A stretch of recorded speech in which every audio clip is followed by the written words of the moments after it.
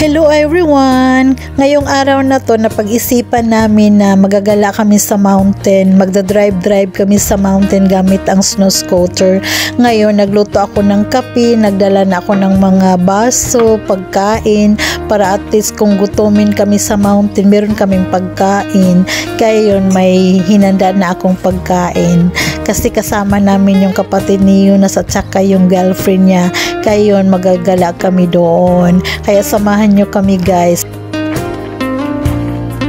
Sumakay na ako pero hindi ako magdadrive niyan. Si Yunus ang magdadrive kasi ayoko magdrive sa mountain na kasi ang hirap magdrive doon, madaming snow tapos maliit lang ang daan.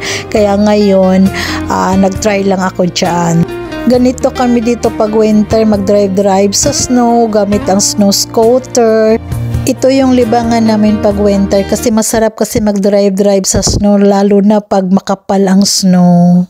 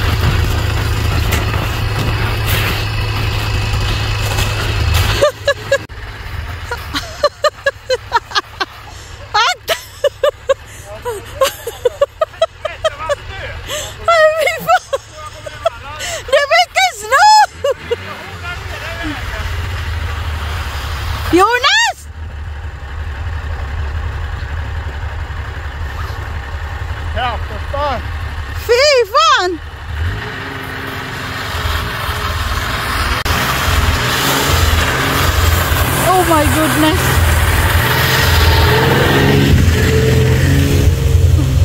Guys, super ang daming snow sa mountain. Kaya ang snow scooter nagkatumba-tumba. Natumba sila ni Tony at si Pia. Kami din natumba din kami. Kasi grabe, super ang dami-daming snow. Kaya ngayon nag-stop kami dyan para uminom ng kape kasi nagutom kami sa kakaikot sa mountain.